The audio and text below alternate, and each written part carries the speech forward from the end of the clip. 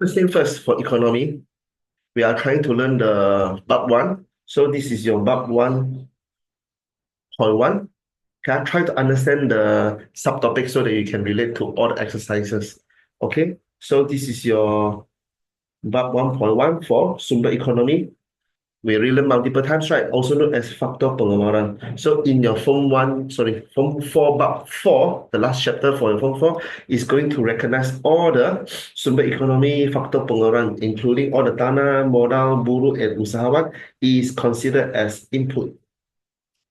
So when we have input, then we have output, right? So we have 4 input here, then we have 2 output. So what will be the 2 output? Which is the pengeluaran. So we are using all these factor to mengeluarkan 2 jenis output, which is barang dan perkhidmatan.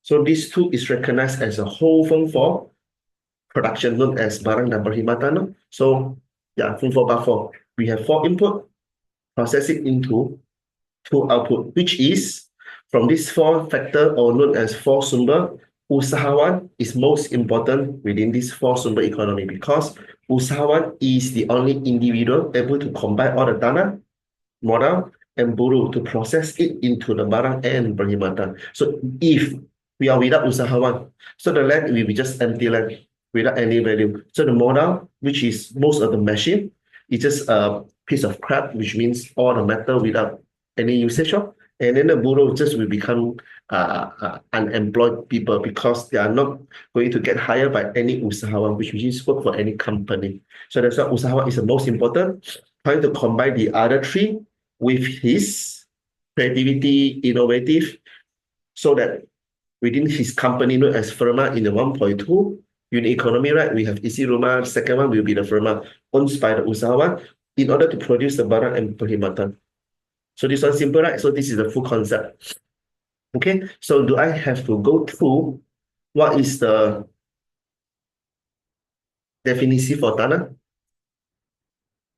Okay, definisi for tanah is gifted anugerah from alam semesta jadi. So it's the resources.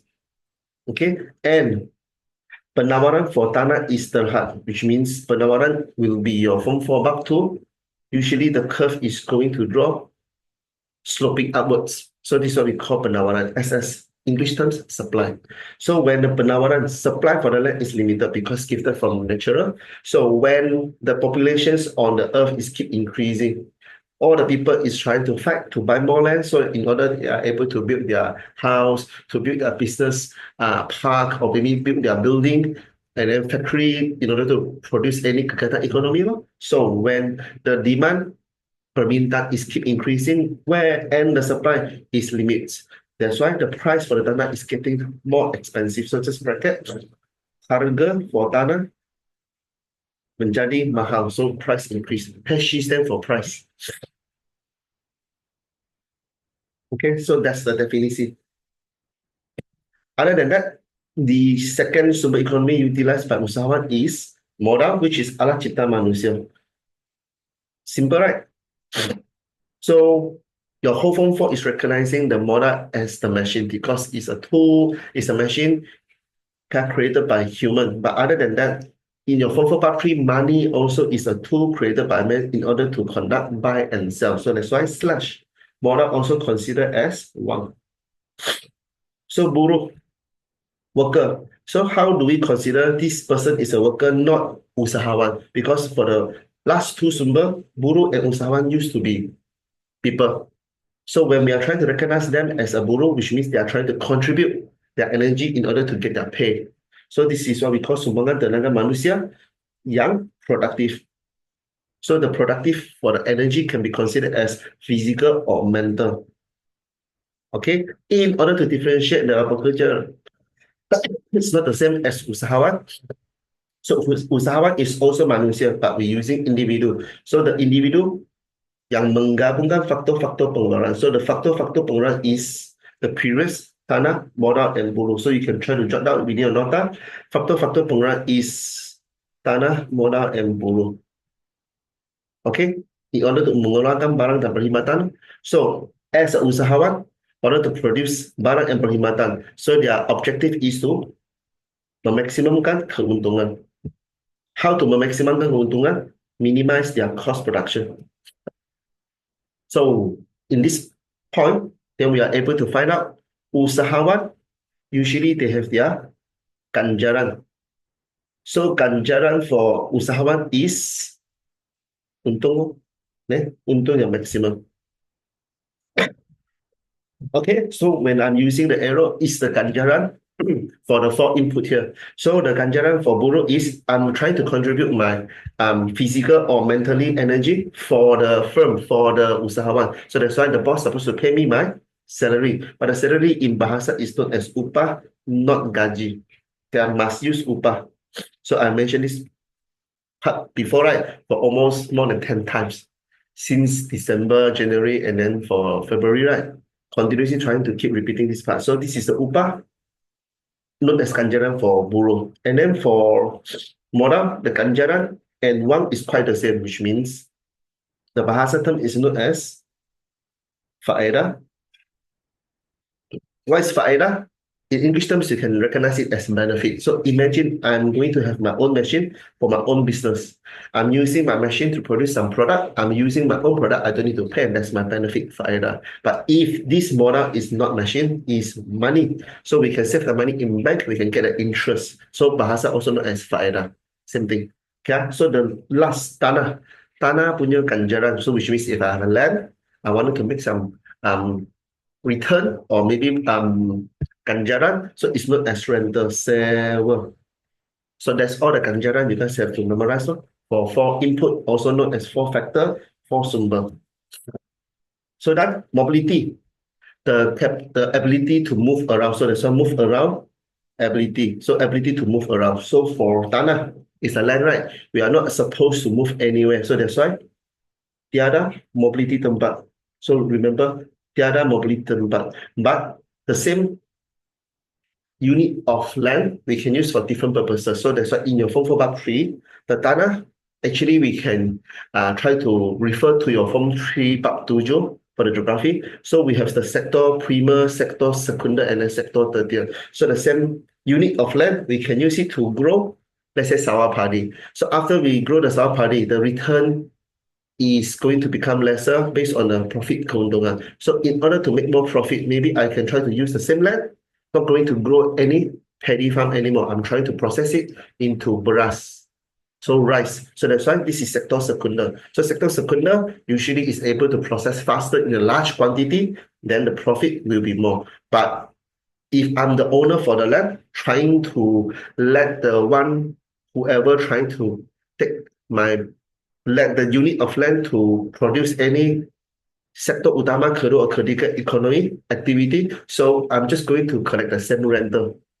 Okay, so same rental for me to collect. So the one who try to pay for the rent can try to using the same unit of land to conduct agriculture pertanian, or maybe can try to conduct the pembuatan as kilang-kilang to process the item. Hi user, I just recognize you just entered the class without any notification. Okay, so using seminar notes. So sector 3 is services in the industry. So which means not relevant to natural, not relevant to the kilang-kilang to process or any processing the bahan mentah into the barang separuh siap or barang sepenuh barang siap. Then this is all relevant to the services is sector perkhidmatan. So we are going to relearn all the sector 1, 2, 3 in the Form 4 Bab 3. So usually you guys already learn from the Form 3 Geography Bab 7. We are going to learn all the sector 1, 2, 3. So this is for different purposes from the same unit of land. But if I'm the pemilik tanah, I just rent out, I'm going to collect the same rent based on the size. So that's why the one who pay rent, they can use for different purposes, mobility kegunaan. Okay, so modal, they didn't mention anything here, right? So please jot down within your modal. You can use another color. So modal is a machine. So one is also a tool. So can we try to bring the money around? Yes, because the cash, the paper notes, the one kertas, and then the 3 shilling is smaller size. We can put inside our wallet to bring anywhere. So nowadays we even have the e-wallet, so we can bring anywhere and pay. So this is what we call machine. The smartphone can bring anywhere, known as mobility geography. So right now we have mobility geography for model. But we have to be careful that the modal is precise, besar, or kecil. So bracket based on size. So if besar, tiada mobility. So if kecil, then mempunyai mobility yang terhad. So this is your modal. Okay, so modal yang precise, kecil, mempunyai mobility geografi yang terhad. So what's mobility geography? You can bring the alat cipta manusia, which is modal, into any bentuk muka bumi, like your tanah tinggi, tanah pamat, and pinggir laut, as you wish, because precise kecil. But if this is modal yang precise besar, like the whole building kilang, the whole machines attached to the building one, so this is not able to bring anywhere. So that's why only stagnant with the land, with the tanah. So that's why modal precise besar, tiada mobility geography. Simple, right? Okay, user Ian. So done for the tanah and modal. So user, I hope you can try to recall back from all the tafsiran here. Definisi or not as maksud. So buruh, definitely we have the mobility geography. So if you guys are the boss, you guys can instruct me to go anywhere to work as long as you pay me. This is my contribution, sumbangan, tenaga, productive. So no matter I'm traveling or I'm trying to conduct some mentally energy, let's say trying to consult you for any specialty, let's say in law industry, or let's say in some IT knowledge. So this is my ganjaran as upah. So I'm able to help you to solve some specific problem with your instruction. So you assign me to work in anywhere, then that's my buruh punya mobility geography. So what's mobility pekerjaan? So if you try to pay me very bad, so I'm not being ready to work for you anymore, then I can try to work for the other company. So which means I can switch up. Last time I work for you as a personal assistant. So now I'm working as a marketing manager. So this is what we call mobility pekerjaan. Or I can try to start my own business as a usahawan. So that's why usahawan has the same mobility as buruh. So usahawan can work anywhere, still becoming the boss for the company. Entrepreneur. So usahawan also can try to switch for different job, working for different company as the boss. So maybe I'm a boss for company A. I can also be the boss for company B, or I can become the buruh for company C. So this is what we call mobility pekerjaan. So that's why buruh and you can try to circle buruh and usahawan. Is going to have the same mobility. Mobility pekerjaan and the mobility geography. So this is all the contoh for tanah. So contoh we have bahan mentah from tanah. So what is the bahan mentah? We can try to harvest it from the hasil hutan or sumber laut. So let's say this is all the resources: petroleum, biji besi, biji timah. So what is the contoh for modal? Kilang jentera, modal yang precise besar. So peralatan and machine, modal yang precise kecil. So this is tiada mobility. So this is with mobility yang terhad. Because why the modal and precise kecil is mobility geography yang terhad? Because they still require human individual try to carry it around like money. Yes, we can bring around. We can bring around. So that's why this is what we call mobility geography yang kecil. Okay, is that so far so good? Are you entering here without saying hi? I will assume you are still not waking up yet. User. Which school are you from already, user? I know Lian is from SP. Saujana, right? Okay, it is Saujana. Sentosa. Okay, hi, Sentosa students. Yeah, so user you are from USJ, Seafield, 12, 13? Seafield. Seafield paper still quite standardized, which means quite challenging. So good luck to you. The hardest one will be Subang Utama and 13 from all the midterm paper. Okay, so done.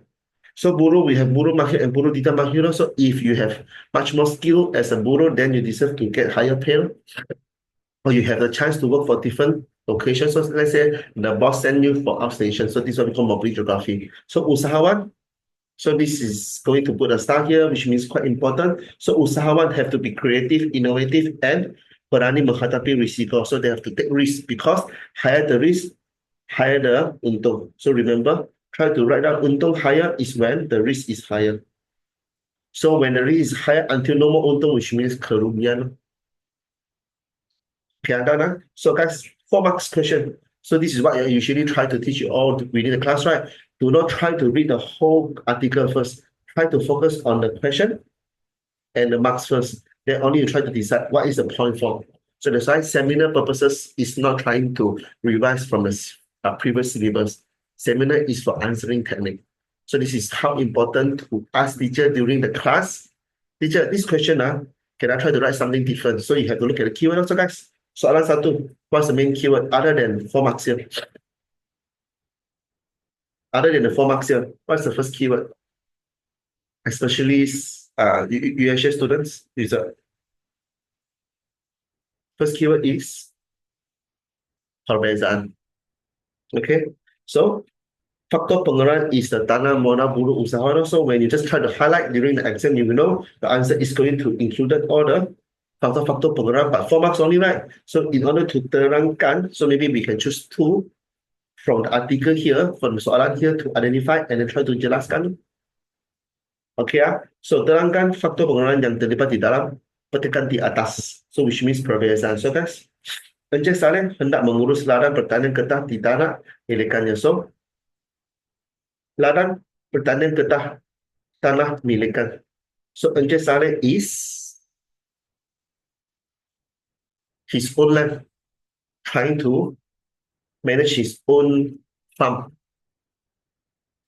This is Ija. Lihat.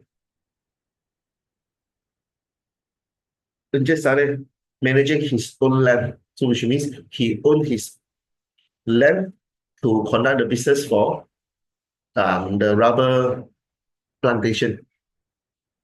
His own land or milikan. So the keyword is milikannya, his own business. Own business is known as usahawan, right? Okay, so the second sentence can identify user. If until this stage you still didn't know, oh, his own land, then he's the which means the one to collect the rental. So which means his business, right? Then he's working as a pemilik tanah to collect rent. So this is still considered as usahawan, but he's not trying to collect rental. He's trying to manage his own rubber farm. So that's why he's the usahawan. So next one, we just try the end. Encik Saleh, before trying to manage his own rubber farm, he's also getting offer. So ditawarkan pekerjaan sebagai manager, so pengurus dan syarikat penanaman kelapa sawit. So working for company, so 100% not from his own company. You know why? Because ditawarkan pekerjaan as a manager to work for different people's company. So this is known as very good buruh. So that's why perbezaan, what is the keyword? Perbezaan. If you prefer to write all the perbezaan within sentences or let's say the essay part, so which means you are going to require the keyword mana, color. So if you are trying to prepare the answer in just jadual, then the jadual will be something like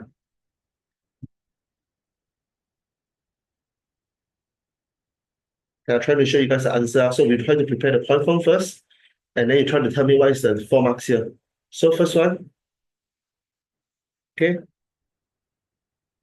If the first sentences is usahawan, right? So this is just going to write down usahawan. So the next one is known as buruh because ditawar pekerjaan.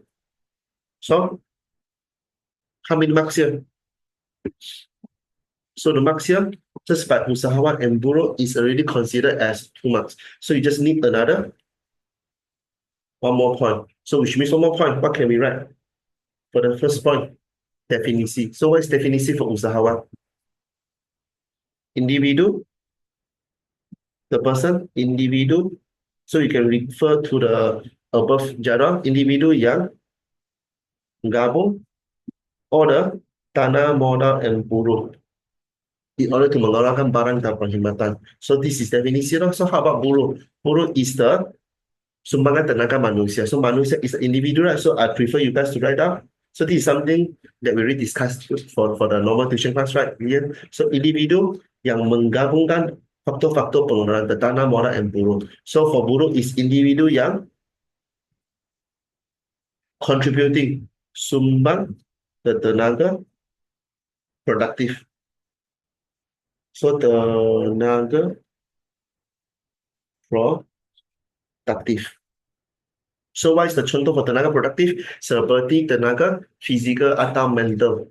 So that's your 4 marks here already for the usahawan here, and then the buruh, and then the definisi. So if you lazy to memorize all the definisi for buruh, tanah, modal, and usahawan, then you can try to write up another point form. So the point form for usahawan, we can try to mention about the mobility. So mobility for usahawan is the same as buruh.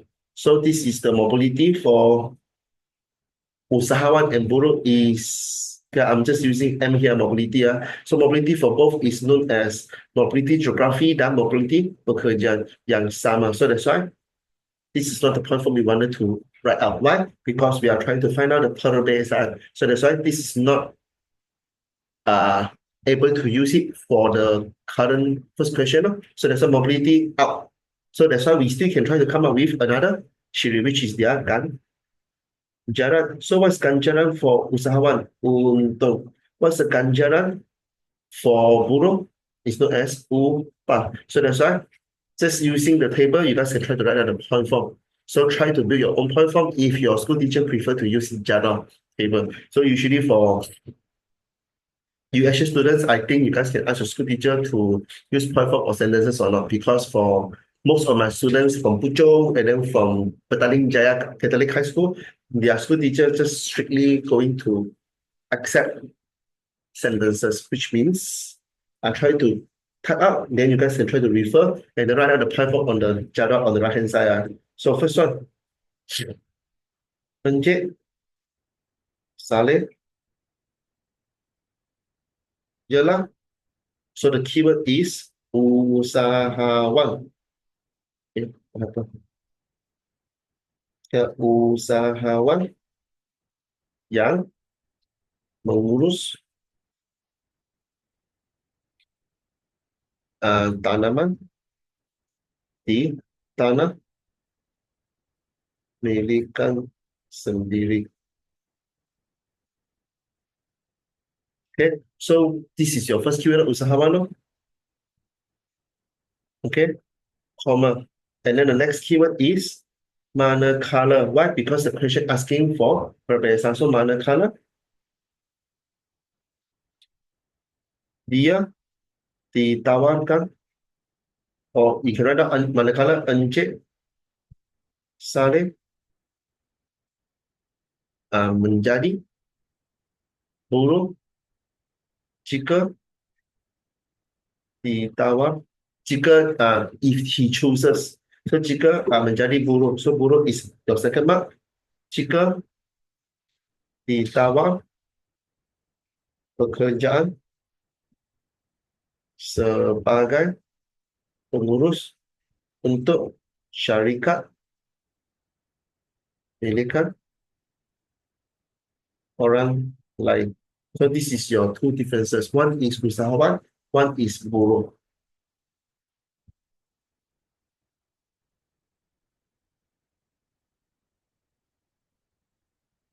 Now, can we try to continue with the remaining 2 marks? I prefer to use ganjaran because I think that you guys can build the definition on your own, right? So that I'm just trying to build the third and fourth mark is according to the ganjaran. So ganjaran untuk just ganjaran usahawan, ganjaran usahawan ialah untuk koma manakala ganjaran buruh ialah upah. So that's why we have the third mark known as untung, and then the upah ganjaran for buruh. So there's a 4 marks here. Yeah, so that's why even though we have limited space, try to squeeze in for your keyword. So if you guys prefer for referring to the definition, you can write down usahawan ialah individu yang menggabungkan faktor-faktor pengeluaran untuk mengeluarkan barang dan perkhidmatan.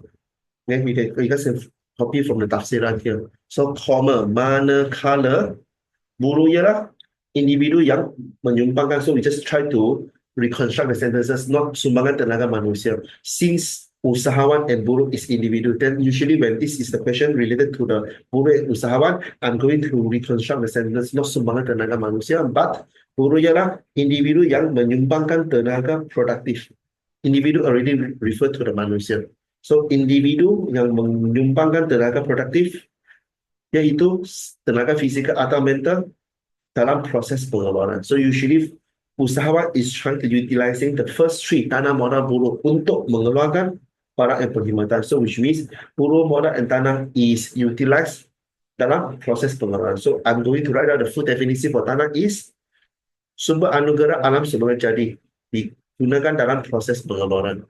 So modal alat cipta manusia digunakan dalam proses pengeluaran. So buruh sumbangan tenaga manusia yang produktif dari segi tenaga fizikal atau mental dalam proses pengeluaran. Always trying to using the dalam proses pengeluaran for the tanah, modal and buruh. So this is easier to differentiate from the usahawan.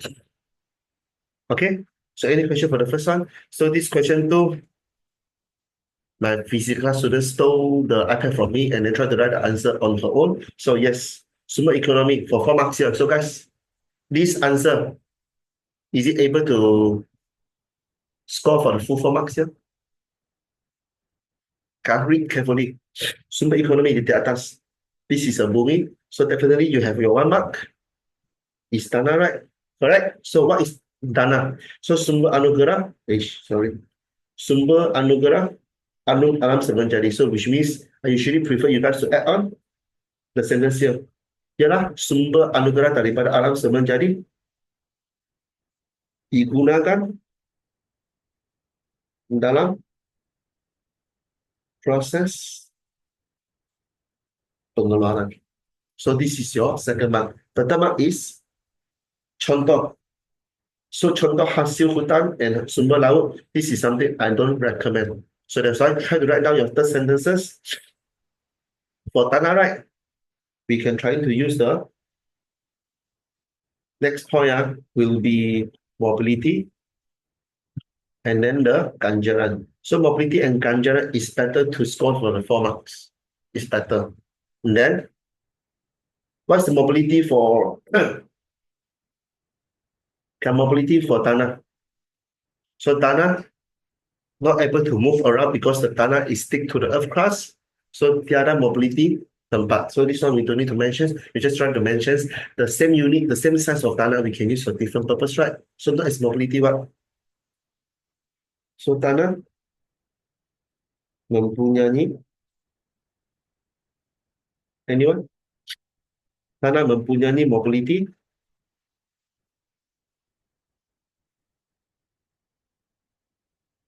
So can find out the tanah we can use for different purposes. Sector 1, 2, or 3. Mobility, kegunaan. Okay, so that's why tanah tiada mempunyai mobility tempat because cannot move around, but we can use the same surface for the land to utilize for different purposes, right? Sector 1, 2, or 3. So this is mobility kegunaan. Full stop. Or you can try to refer to the ganjaran. So just ganjaran tanah je lah. So if you own the land, you can use the tanah to make your return as a rental. So 7. Ganjaran tanah je lah. 7. So that's why the third mark, try not to jump to the contoh first. Third mark you can choose either from the mobility or ganjaran. Then only you try to get your 4th mark for your contoh. So that's why in exam, try to write down your last point, last mark for the example, contoh. So for your first mark, is a jenis sumber economy. Second mark usually is the definition. The third mark can be writing all the ciri-ciri. So the mobility is a ciri, ganjaran is a ciri, and then we have a third ciri. So ciri only for tanah is the third ciri, the supply is known as penawaran. So penawaran for tanah. So the last one, tanah penawaran tanah adalah terhad. So these sentences usually is going to come up in your KBAK questions. I mean, these sentences are for the penawaran tanah is terhad. This is going to lead to your VAP two. When the supply is limited, then the price usually is going to get more pricey, get more expensive due to the supply is limited. So any questions for your VAP one? I think for the seminar, right? This is 2 hours. Probably I'm just going to focus on how to answer according to the question, not trying to focus on the content because content is for tuition class, seminar is for answering technique. So far, so good.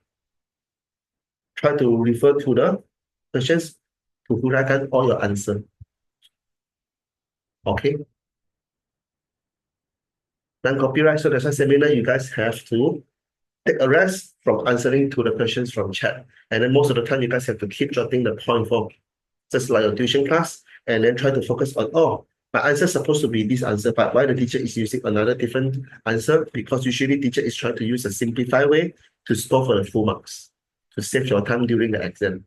Yeah, so that's why when you guys are going to see for a first term exam, right, you guys are going to notice why the Soalan shooting so easy, but always insufficient time to finish all the remaining exercises because you guys are not familiar to how tackle to the specific question. Okay, so guys, done for the part one. So now, masalah economy is your bab 1.2, also known as your masalah kekurangan. So what is masalah kekurangan? So that's why we have to learn that masalah kekurangan is due to sumber. Anyone can recall? Part 1.2. Sumber economy is always terhad. Plus what? We have the masalah economy, we have the masalah kekurangan is due to all the faktor pengeluaran, all the sumber economy known as tanah modal buruh and usahawan is terhad. Plus, anyone can recall? Something unlimited. So what is something unlimited? Tidak terhad. Yeah. I'm trying to show you guys. Sorry for the background. So this is something terhad. Okay. So this is something tidak terhad.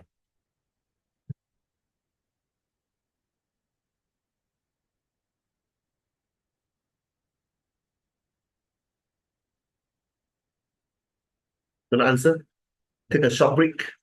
So the terhad is usually known as your sumber economy. Faktor pengeluaran. So for the tidak terhad is known as, okay, so these students try to draw the pizza. So that's why I want to eat pizza, I want to eat KFC, I want to eat McDonald's, I want to eat abalone. So this is what we call the wants and needs. Kehendak manusia yang tidak terhad. So this is why the human wants is so greedy that we keep on looking for better and more barang and perkhidmatan. Okay, so right now, kehendak manusia.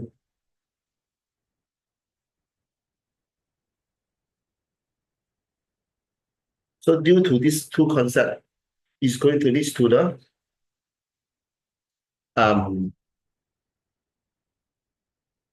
I think this image is going to come up in the objective very often. So remember, sumber economy or faktor pengeluaran is terhad, and then it's not able to balance from the kehendak manusia yang tidak terhad. So that's why we have masalah kekurangan now. So the masalah kekurangan here is our KPKL. Understand? So in order to learn the masalah kekurangan, all the unit economy is forced to mengalami pilihan, membuat pilihan, terpaksa membuat pilihan. So maka cost lepas wujud. So what is kekurangan? Something terhad, something terhad, something terhad.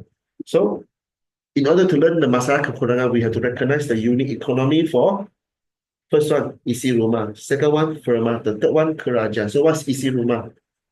Household. Can be one people, can be a group of people living under the same roof. So this is what we call isi rumah. So isi rumah mempunyai sumber pendapatan yang terhad. So sumber pendapatan for isi rumah is terhad.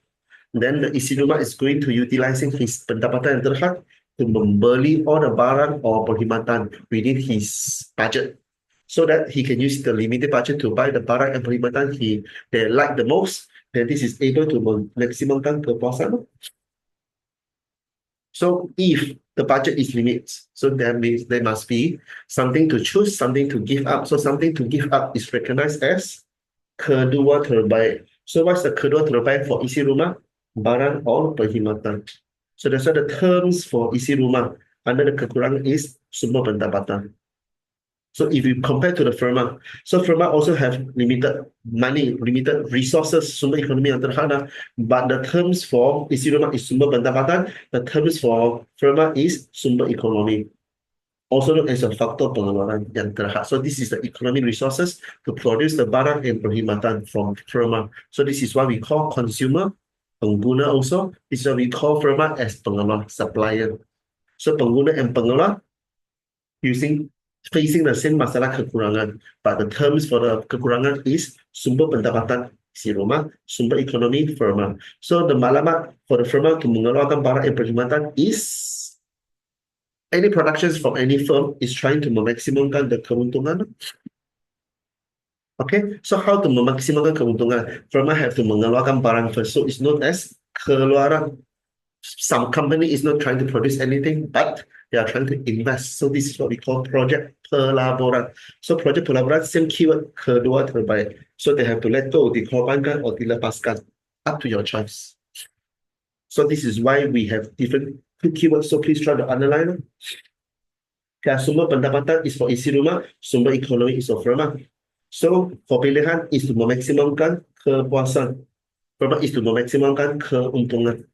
Different purposes, different point form. So different unit economy for isi rumah and firma, they are trying to let go, not as cost lepas. Kedua terbaik is a same keyword, but the keyword only for isi rumah is known as barang atau perkhidmatan or barang dan perkhidmatan. So for firma is either keluaran or project pelaburan. Okay, so kerajaan is the third unit economy. Same thing. Kerajaan is going to have some limitation. So what's the limitation? So the government income known as hasil negara. So it's from tax.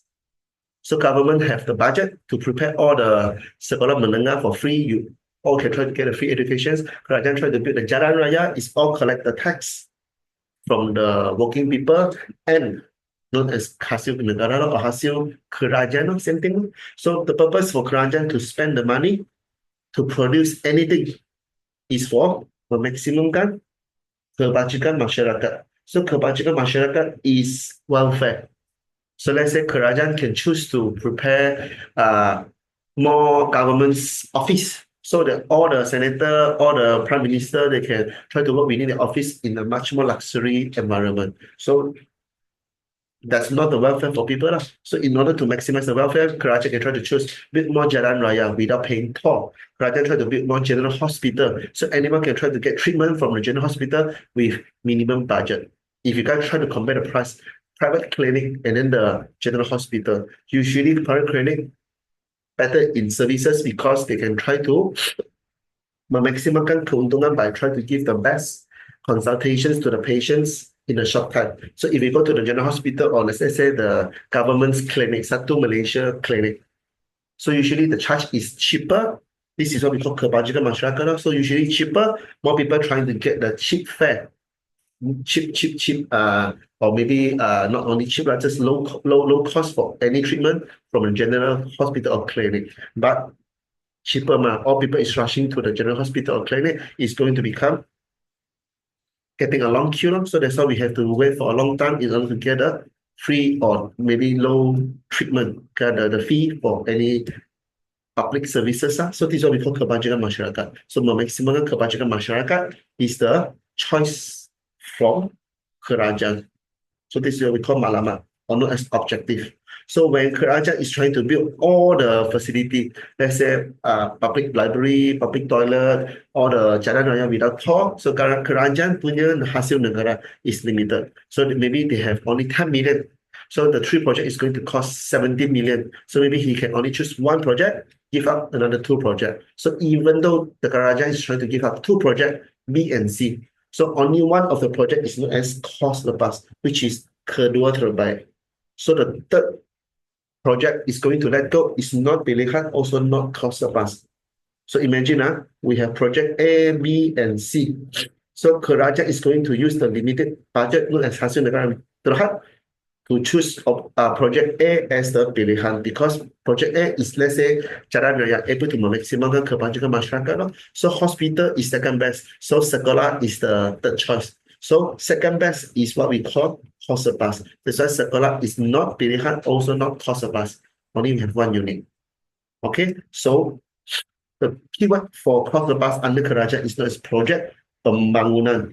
Pelaburan is for keuntungan. Pembangunan is for all the infrastructure for kebajikan masyarakat.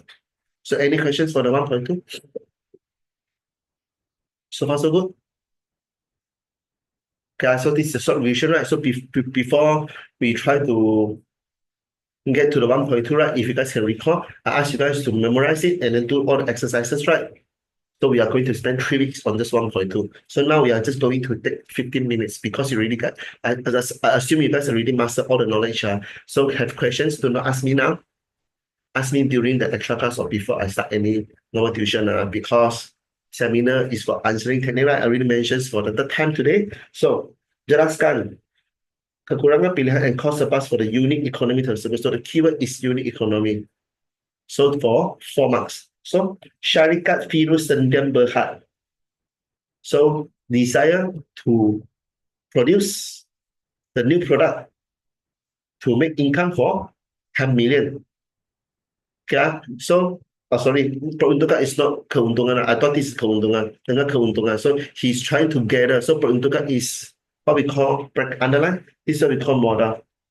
So which means he had to get something as peruntukan. So this company has to get this modal for 10 million to start the keluaran baharu. So maybe within the keluaran, he has to choose the machine. Mengeluarkan pakaian is going to cost 10 million ngam-ngam for the budget now. So in order to produce another second new production, so it's going to buy the machine baso pinggan mangkok for 9.8. So total will be 19.8. But the Sharika Firuz only have 10 million. So can only try to choose one. So which one is better? So this is why the question didn't mention, right? It's up to your choice. So remember, if the questions didn't mention tiada pilihan. So Lian, can you recall if the soalan didn't provide any pilihan or any cost plus? So what is the keyword? The keyword will be jika. So jika pilihan for this syarikat is machine A, pakaian, then this is the cost plus. So you have to mention the jika within your sentences. Understand, Lian? I mentioned during the class before. Okay, user, okay? Okay, so this is why we have to score for the 4 marks here. So for the first mark is try to identify, guys, what is the unit economy for the whole paragraph here. I bracket for you all. So this is isi rumah, firma, or kerajaan. For the terms here, syarikat. User.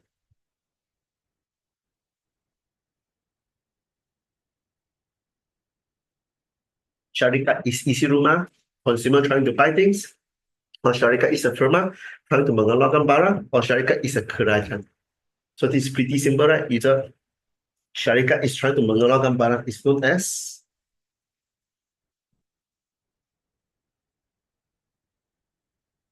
which one, user? Really KO user. Cannot identify. If you really cannot identify, you let me know. I explain before we proceed to the exercises answer. So user can find or not? Or you have care already?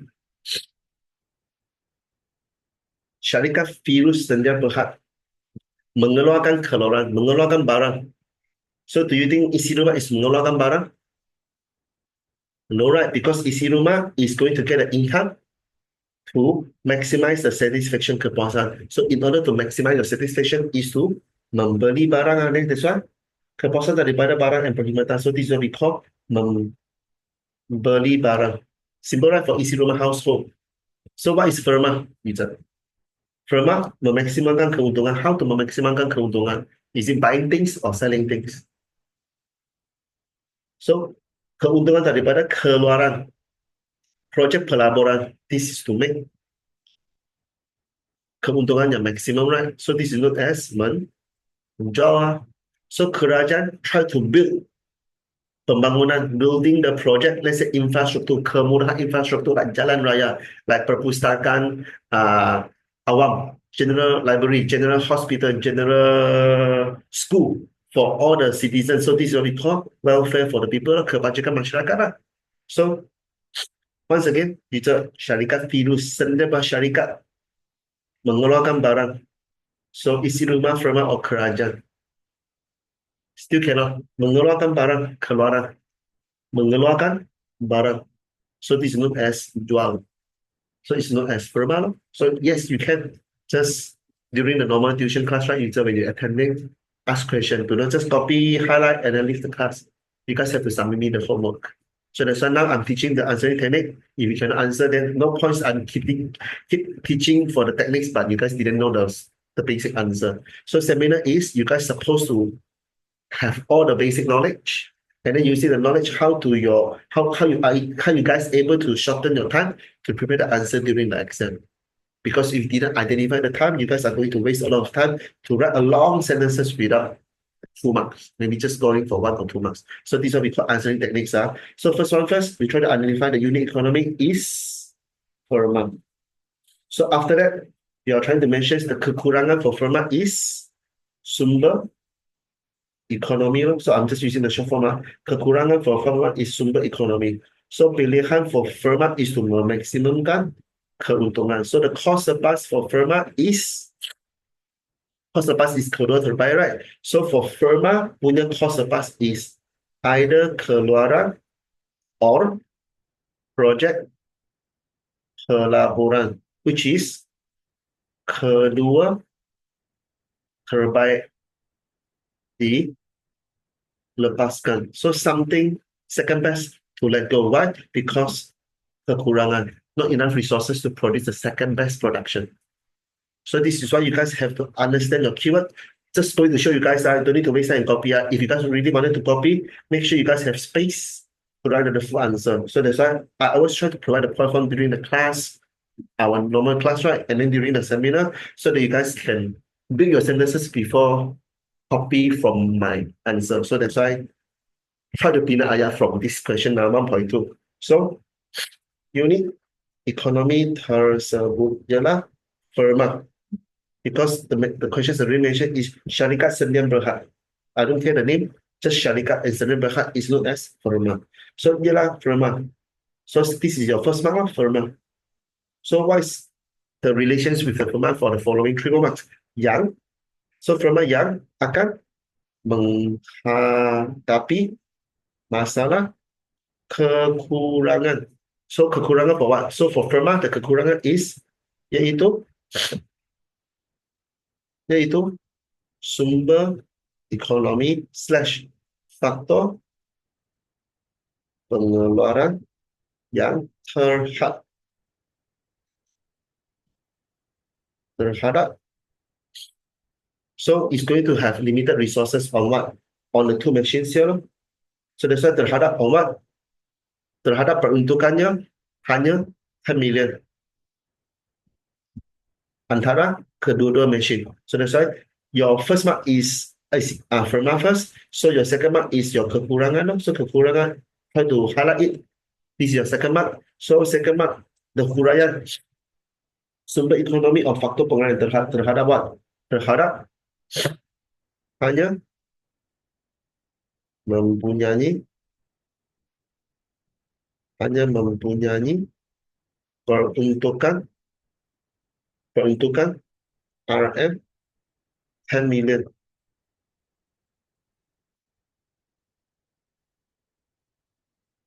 antara. So the company has only 10 million on the 2 machine antara kedua machine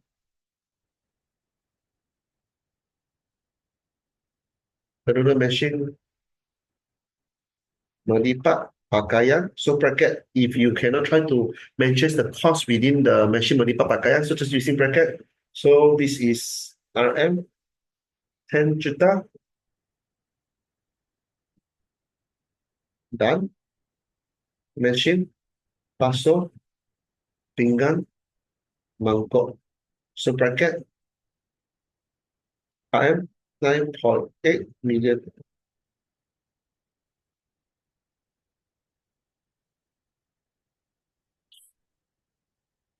So this is how long you guys supposed to prepare the answer in your nota. So the company Virus has only 10 millions. So 10 millions to prepare the productions require the two machines.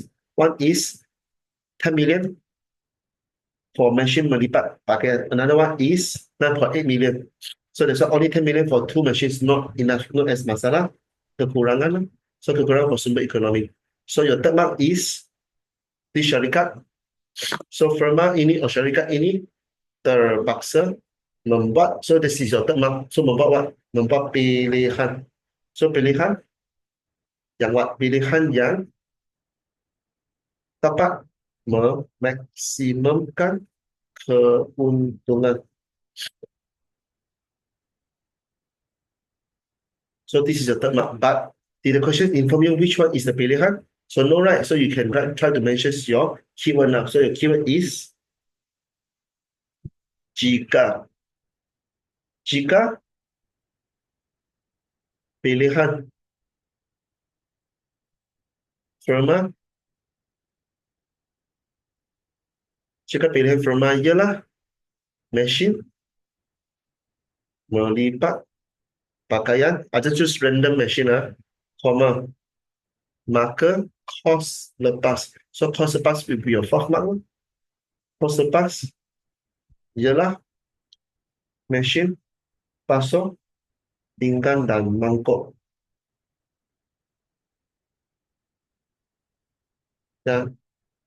So what is kos lepas? Yang merupakan so guys, the company Virus wanted to mengeluarkan barang, right? So the mengeluarkan keluaran, so barang mengeluarkan barang. So the machine here is for production, but trying to buy the machine is not known as keluaran. So trying to invest the 10 million in either one of the machine is what we call project pelaburan. So that's why you have to depend on the situations to write down the term. So the term is not keluaran, but the project pelaburan. So if you wanted to mention, oh, cost surplus is merupakan keluaran kedua terbaik. They haven't even mentioned which production. They just wanted to buy the machine. So it's better for you guys to recognize which is better keyword. So keluaran or project pelaburan haven't spent the money on buying the machine first. So that's why this is what we call investment to buy the machine. So it's merupakan project pelaburan. Project pelaburan yang kedua terbaik dilepaskan. So that's why the huraian is kedua terbaik dilepaskan for the project pelaburan. So this is sumber ekonomi. So done. So that's why if you really master all the knowledge, the keywords, and then all the understanding on the 1.2, so all the writing answer time is not going to more than 5 minutes. So which means you really have to master all the knowledge lah. Like you can't even identify the isi rumah and kerajaan GG for the whole exam. Okay, so at least try. So I'm not here to teach you. I'm here to teach you how to write better answer, shorter. Okay, simplify, save your time. Okay, so the knowledge still require you all to study on your own. Got questions, ask me. Okay, do not just hide. And until SPM teacher, I gave up. I cannot handle economy anymore. Then only you wasted so much time, decided to drop the economy. Okay, so next one. What is the unit economy for the soalan 4? Unit economy for soalan 4 is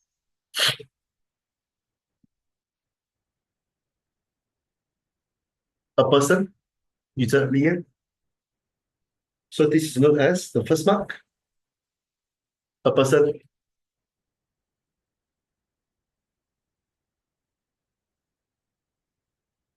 A person is known as Izira. Hello. Want me to buy car first or buy house first?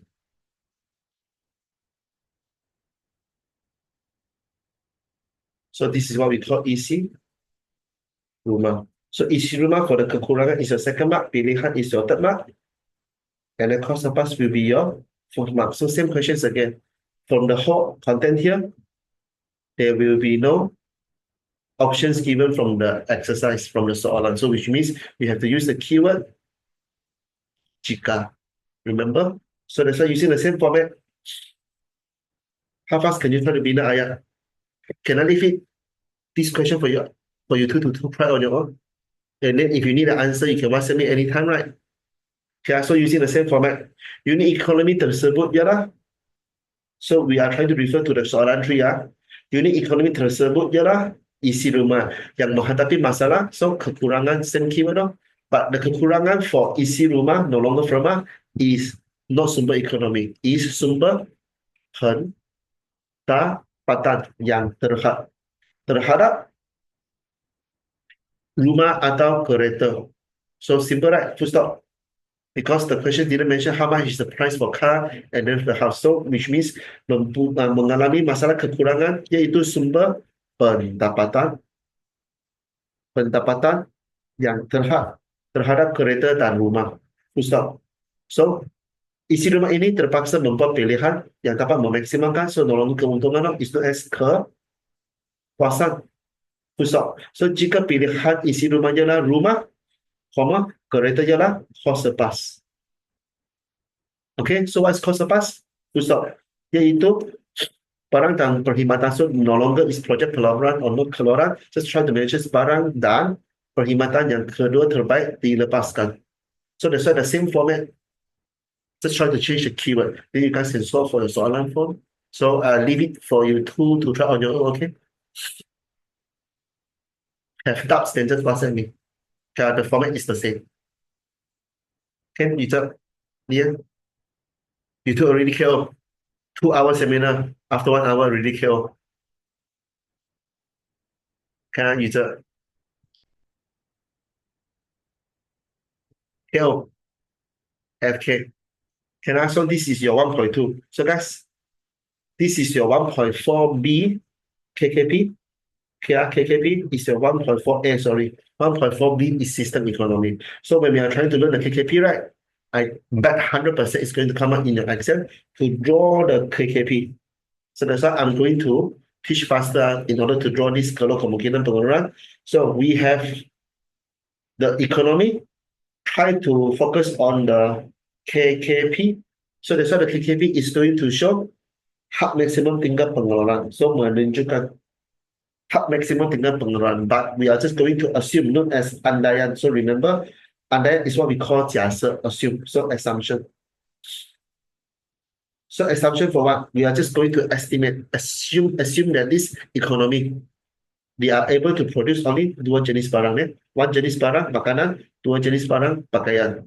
So this is the maximum capacity when the economy, all the firma try to utilize all the buruh. So guna tenaga penuh is your buruh.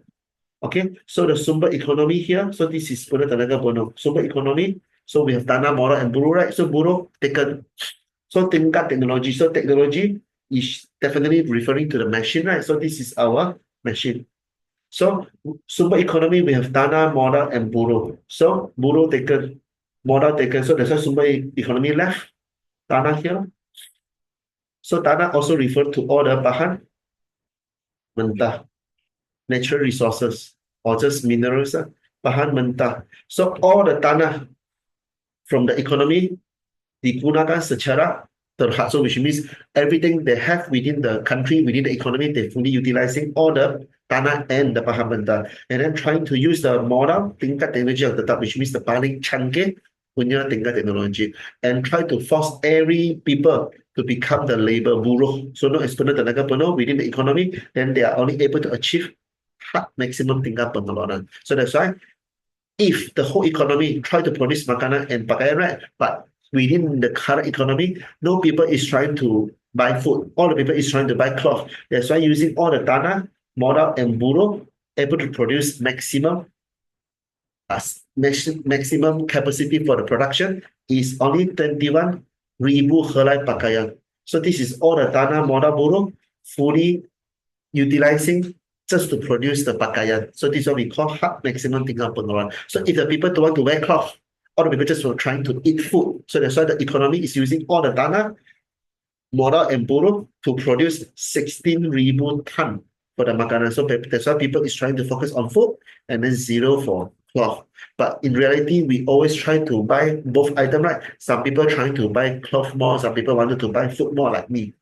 That's why we have the combinations like this economy. The firma try to produce some food, but most firma try to produce cloth. Or maybe vice versa.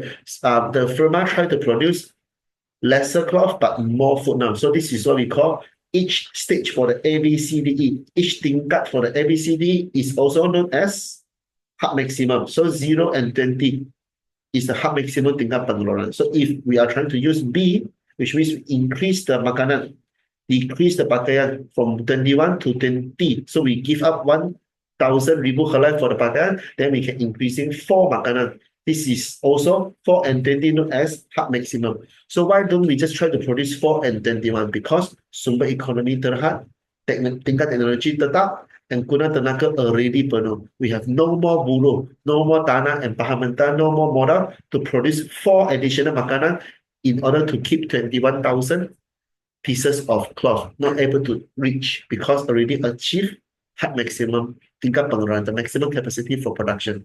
So if you choose donkey, just going to realize, oh, more people is trying to consume food now. So lesser people trying to buy lesser cloth. So that's why this stage for donkey, also known as hub maximum tingkat pengeluaran for just 12 and 14.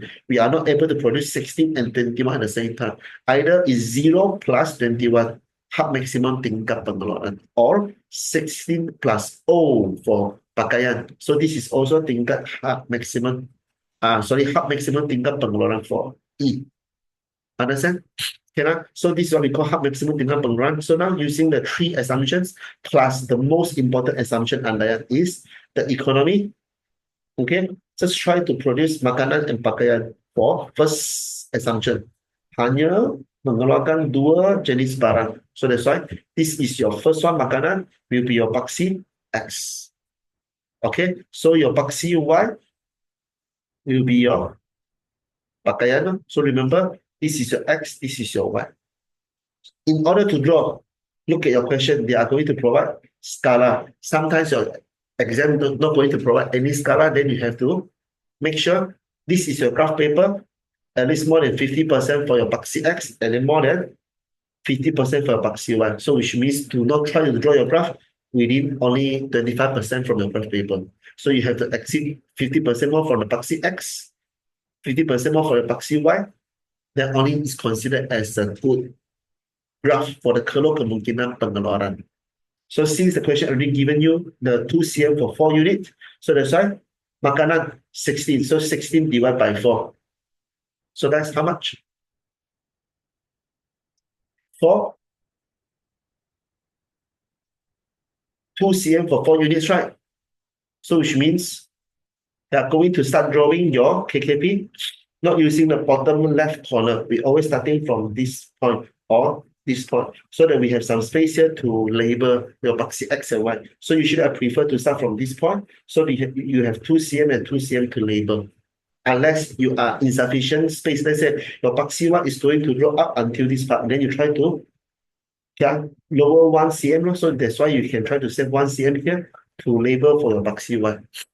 So always try to use this spot as a perfect recommendation. So this is the 0 here. So we try to draw the paksi X for makanan. So 2 cm for 4 units. So which means we needed another 4 times. So 4 times 4 equals to 16. So this 2 cm. So 1 small cube here is considered as 1 cm. So 1 cm, 1 cm. So this 2 cm for 4 units. So we need 16, right? So we need 4 times. So this is 4 units. Okay. So this is 8, 12, and 16. I think the question is too weird. Since we have so much space, right? It's okay. We just try according to the scala. So after we have 16 units, remember we try to extend another 1 or 2 more cm in order, please use pencil. Use pencil. So in order we can draw the arrow. And then we can try to label. This is for makanan ributan. So this is your makanan ributan. Later we try to label. So we try to draw every paksi X and Y first. So this is your 4 unit, 8, 12, and 16. So done for your paksi X. Go and draw for your Paxi Y, which is the highest number is 21, but 21 divided by 4, that suppose is 4 times 5 equals to 20, right? So we have additional one more unit, so which means we extend another 3 more units to 24. So 24 divided by 4, which means 6 times. So we have to prepare 6 times for the Paxi Y.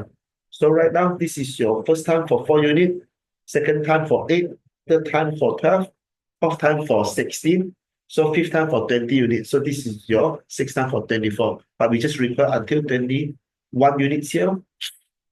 Yeah, so done drawing for all the scala. Prepare at least 2 more cm for your Paxi X or Y.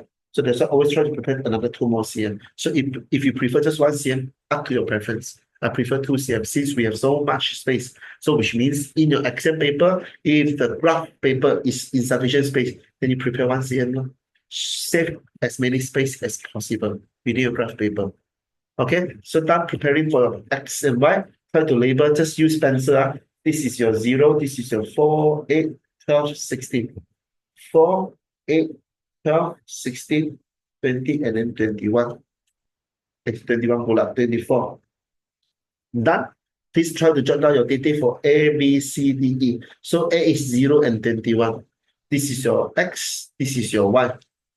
Can we draw the makanan in your X, Y in your Paxi Y?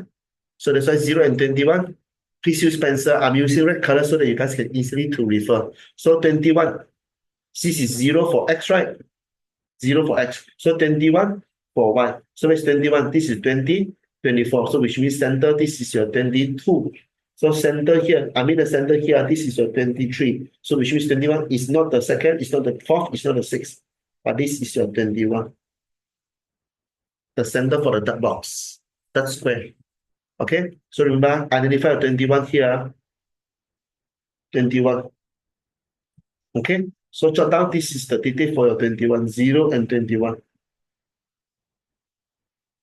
Okay, if you guys don't like to use detail, then you guys can try to draw cross here for 21. Okay, so cross detail A. So detail B is 4 and 20. So this is your 4, 20 is here. So this is your detail persilangan. 20. Detail B. So detail C is 8 and 18. So 8 is the second line. So 18, this is 16, this is 20. This is your 18. In the center here, this is your detail C. So this is your detail C. Okay, so detail donkey is 12 and 14. So 12 is here. 14 is at the center within 12 and 16. So this is your detail donkey. So the last one is 16 and 0. So 16 for X, 0 for your Y. So the last detail will be here. So done labeling for all the 5 details. So remember our drawing for KKP user. In order to draw for the KKP, we have to draw using bare hand. So when you guys are drawing, right? Draw using bare hands like this is tougher. So you guys try to do your paper a little. Yeah, because my iPad is going to auto rotating. So I lock the screen. So when you guys are drawing, try to put your graph paper into 45 degrees, sloping down upwards. So it's easier to draw when your hand is bending outwards. So which means to draw out is easier. So that's why, and I'm trying to put down, can draw with 45 degrees sloping upwards, 45 degree tilted. So it's easier to link all the center detail. Yeah. Too much for the paper for my drawing. Okay, draw out. Okay, so if you draw in, it's harder. So if you draw out, it's easier. Okay.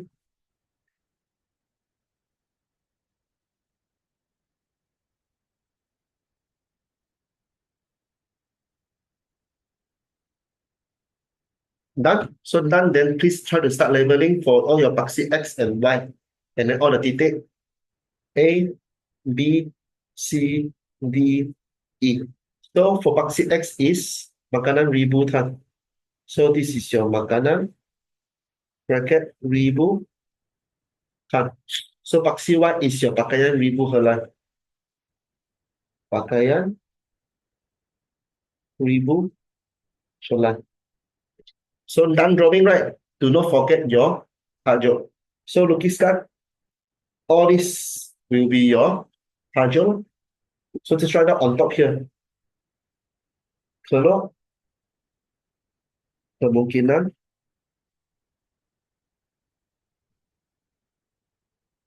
pengeluaran. That's it. If you prefer to draw a line here, just draw it.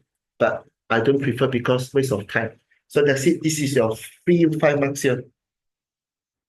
Okay, so paksi X, paksi Y, 1 mark.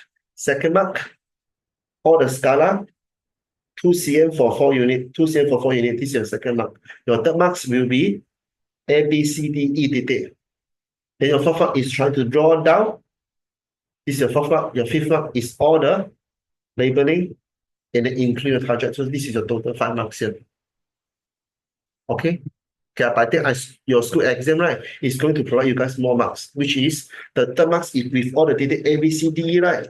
Your school teacher is going to give third mark, fourth mark, fifth, seventh, sixth, and seventh. So which means one data for 1 mark for school paper, first term. So that's why we are providing for 5 marks here is for SPM format. That's why Form 4, you guys can easily get a lot of marks.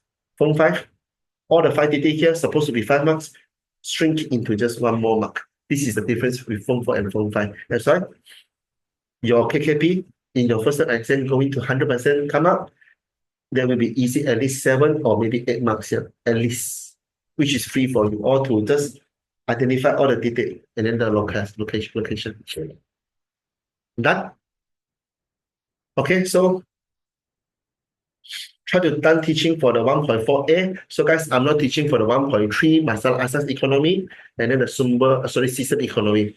So 1.3 and 1.4b system economy, I already done, keep teaching during the normal class, right? So I'm not going to enter the 2 subtopics. So if you want, you guys can try to do it on your own. So this part, I'm not going to teach for the ABBU, known as your BAP 1.3.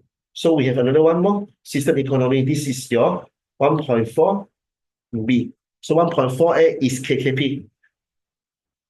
Okay? Can. So we still have the calculations for increasing is pilihan. So 21 to 20 is decreasing. It's not as cost the bus. This is pilihan. So this calculation we also conduct during the normal class. I'm not going to focus on it because the last 30 minutes, I want to teach for Form 4 Part 2. So you have to prepare empty paper, text pad or A4 paper to draw the DD and SS. I'm going to teach for extra part here for the demand and supply. Okay, so we try to spend another 5 more minutes to understand what is KKP. Then we try to use the last 30 minutes for the Form 4 Part 2. So that's why I'm teaching extra as the seminar class.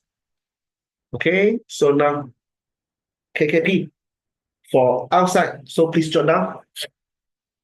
Everything, guys, draw your highlighter on this line. So which is the line you guys are drawing, right? So this is what we call pre-assumption. So this is what we call known as hard maximum. Hard maximum tingkat pengeluaran. So this is the maximum capacity able to produce for the firma or the economy. The whole market, not as economy, no? Just one firma, still consider the same concept, maximum capacity within the production. So this is what we call hard maximum tingkat pengeluaran. So this is the maximum capacity. How do we know is fully utilizing all the faktor-faktor pengeluaran because all the tanah, modal buruh digunakan secara penuh. So the tanah is referring to sumber ekonomi yang terhad. So the modal is referring to the tingkat teknologi yang tetap. And then the buruh is mencapai guna tenaga penuh, which is your first 3 assumptions here. Buruh, modal, and tanah. So what is the first assumption? Hanya mengeluarkan 2 jenis barang. This is your paksi X. And then your paksi barang Y is paksi Y, right? So that's why the paksi X and Y is your first assumption known as hanya keluar 2 jenis barang. So always try to memorize. We have 4 assumptions within the KKP. So paksi X and paksi Y is your first assumption. Hanya mengeluarkan 2 jenis barang. On this line, hard maximum tingkat pengeluaran is tanah, modal, and buruh digunakan secara optimum, secara maksimum. So known as your sumber ekonomi adalah terhad, tingkat teknologi adalah tetap, dan guna tenaga penuh, which means all the people within the economy or the firma is fully occupied as a buruh. So which means fully utilized as a buruh to produce more barang and perkhidmatan than hak maximum tingkat pengeluaran. So if the question asking for why X, right, which means this is our full maximum capacity within the production. Let's say your production is able to produce only 100 marks by your by your exam. No? Your exam is going to score full marks 100. But I'm asking you guys to get one additional more marks. So your full marks is 100. I'm asking you to score for 100 and 1 over 100. So which means y is impossible. So impossible to achieve, circle, this is tidak dapat dicapai. So tidak upaya or tidak, other than using tidak upaya also known as tidak mampu, not capable to achieve the Paxi X. Like let's say you have 24 hours a day. I ask you guys to revise your midterm exam for 25 hours a day. How is that possible? So this is not able to achieve. But if you have any titik, let's say you have titik Y, your titik Z. So all this titik is inside, right? Which means all the tanah modal buruh is not utilizing into the maximum point. So that's why all the Y and Z here, all the tanah modal and buruh, right, is considered as your tanah. So not as you are trying to waste your bahan mentah from tanah. So waste, which means membazir. Membazirkan sumber ekonomi. So this is your tanah. I think I try to write from the most left-hand side. Most left-hand side. So if this is tanah, it's referring to your sumber ekonomi yang membazir. So the next one is your modal, right? So which means you have tingkat teknologi yang canggih using machine to produce, but it insists to use the traditional way. You see the buruh trying to slowly producing 1, 2, 3 unit, where your machine can try to produce 1,000, 2,000 using buruh. So this is the modal. That's tingkat teknologi yang tidak cekap. You have machine, you decide not to use the machine. So the third one is your buruh, right? So which means buruh, all the people becoming buruh try to produce more product, keluaran and perkhidmatan, but you refuse to let people to work. Some people is trying to get lazy. So this is what we call pengangguran, known as unemployed. So imagine if all the unemployed people, pengangguran, is able to work as a buruh. So this is what we call guna tenaga penuh. So everyone is working, they are able to produce maximum capacity. So Y and Z, these two dot, which means pembaziran sumber ekonomi. Tidak cekapan for tingkat teknologi and then pengangguran. So that's why you are not able to achieve this line known as hard maximum tingkat pengeluaran. You are going to achieve only Y and Z. So which means you still have room to improve for the Y and Z here. Understand? Yeah, so which means titik X, 3 marks here. Tidak upaya no? So write down titik X. So first mark titik X berada di luar lingkungan kalau kemungkinan pengeluaran yang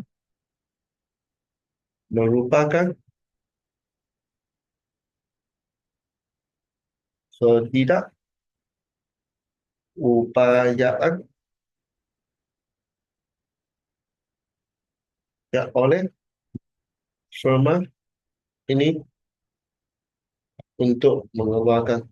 So not capable to produce. So why? You have to jelaskan ini kerana. So we are trying to refer to the tanah, modal and buruh, right? So tanah is ini kerana sumber ekonomi yang tidak mencukupi. So you have the 100 units of bahan mentah to produce only 100 unit of barang. But now you have only 50 units bahan mentah. So 50 unit bahan mentah, you can only produce 50 unit of keluaran. But I'm asking you to use the 50 unit of raw material bahan mentah to produce 1,000 of keluaran. Not able to. So that's why tidak upaya. because sumber ekonomi tidak mencukupi. But this is for the tanah, right? So we still have the modal. Okay, or you can try to mention sumber ekonomi yang tidak mencukupi.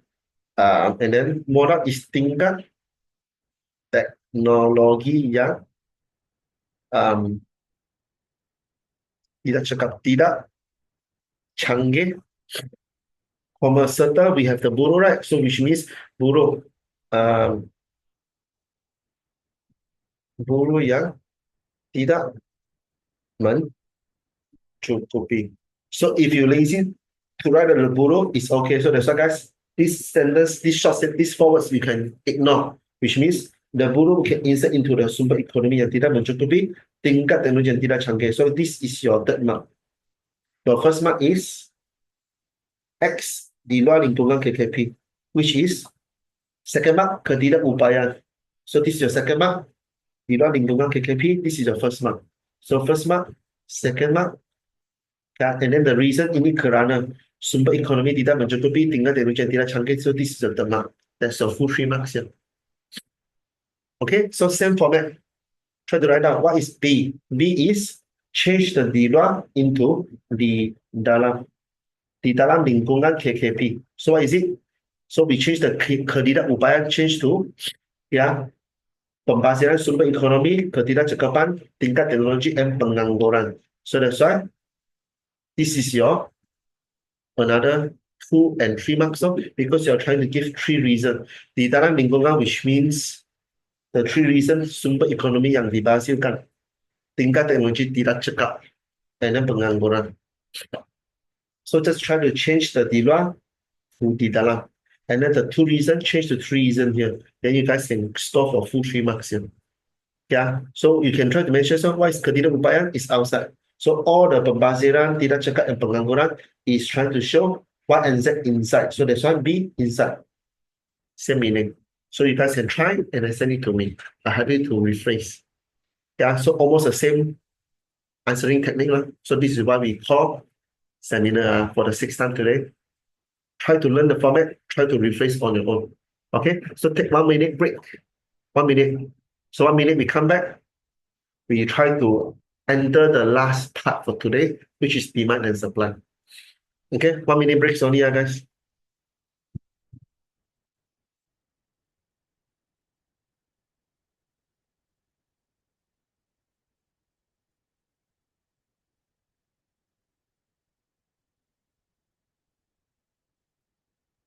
Time copy, 1 minute break.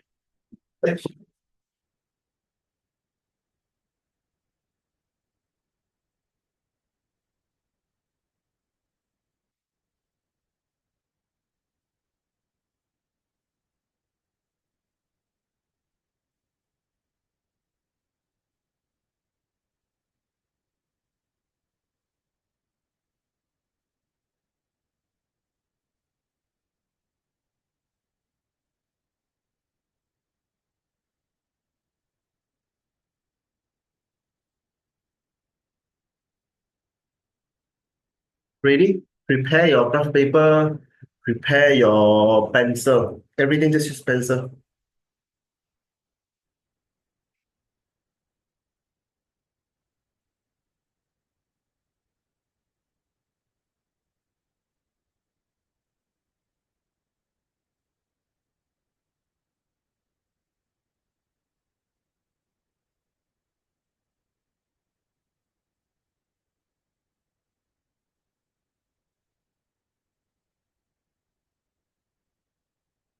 Ready? Okay,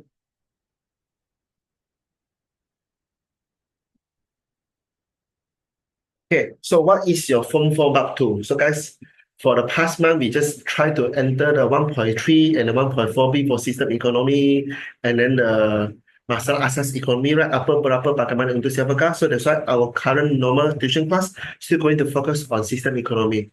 So we have just done campuran. So we're going to learn one more new system economy, which is Islam. So that's why the system economy is going to link to your masalah asas ekonomi. So guys, remember, sistem ekonomi Islam, sistem ekonomi campuran, okay, perancangan pusat pasaran bebas is going to combine with your masalah asas ekonomi. So that's why this part of the seminar notes, if you guys want it, you guys can ask me to conduct free extra class for you all to cover all the remaining exercises. Or if you have limited time, not able to attend, it's okay. I also can save my time. You just try and ask me, teacher, this is my answer. Is it right or wrong? If you guys really didn't know how to write the full answer, just prepare in point form. I can help you to mark and then I write you the full answer. So which means I depends on your point form, I write you the full answer. Okay? Can I? So guys, 1.3 and 1.4b, normal class and then the extra class I try to focus at. So now, what is the Form 4 Bab 2? Did your school teacher already done teaching this part, user earlier? Last 30 minutes, last 20 minutes only. So that this is a short cut way to understand your permintaan and your penawaran. So is your teacher already start teaching this part? No yet, user. Yeah. Or your teacher already teaching this part, but you guys have no clue. Like the rest of the Form 4 students. Do you guys know what's permintaan and penawaran? Yes or no? So highlight first, permintaan. Okay, permintaan. English term is known as demand. So who is going to demand? So which means we have to learn from the unit economy, which is isi rumah. So isi rumah trying to demand, right? So that's why we can use a better term for the isi rumah known as they are trying to demand, which means they have the money and then they wish to buy this item. So when they pay the money, if they have the money and then they want to buy this item, so consumer is the correct term rather than using isi rumah. So pengguna is a perfect term to demand. So that's why the demand first letter is D. So that's why all of your Form 4 to Form 5 demand curve is always using the letter donkey. So that's why DD is what we call permintaan. So right now, DD is usually referring to your demand. So bracket DD is what we have to learn from Form 4 economy until your Form 5, until your college. Just demand. DD. So what's DD? So imagine we are a consumer. We are trying to buy things, right? So that's why after understand this graph, only you guys try to copy or you guys screenshot, draw on your own later. In exam, you guys are going to draw this kind of graph for your soalan structure. Okay, so if this is faktor utama, factor is reason, right? So that's why faktor pengeluaran is the reason to produce. What is the reason to produce? What is the factor to produce? Tanah, modal, buruh, usahawan. But the reason yang utama for permintaan is harga barang itu loh. So that's why harga barang itu is that this is the harga. So when the price PO, P1 and P2. So I think this is very simple, right? User in the end. PO, O is original, the old one. So that's why P1, the new price. So what is P2? The latest, more newest than the new P1. So that's why we have going to start from the number 0 to 1 first and then to 2 later. Understand? So when this is the original price, PO, the market people as a consumer pengguna is going to willingly spend the price for PO. Sorry, yeah. So the consumer within the market. So this is the consumer. Where's my pointer? Okay, so consumer within the market is willing to pay the price for PO to buy the quantity for QO. So let's say this is 3 ringgit, this is 4 ringgit, this is 5 ringgit. So 4 ringgit, people willing to buy 20 units. So if the price is 5 ringgit, oh, very expensive now, then consumer is going to spend the money, 5 ringgit, to buy 10 units only. But if this is 3 ringgit, so cheap now, so the consumer in the market is going to buy 30 units of the quantity. So this is what we call, slowing downwards. So right now, faktor utama harga barang itu is what we call law of demand, hukum permintaan. Hukum permintaan. Okay? You guys know what's permintaan now, right?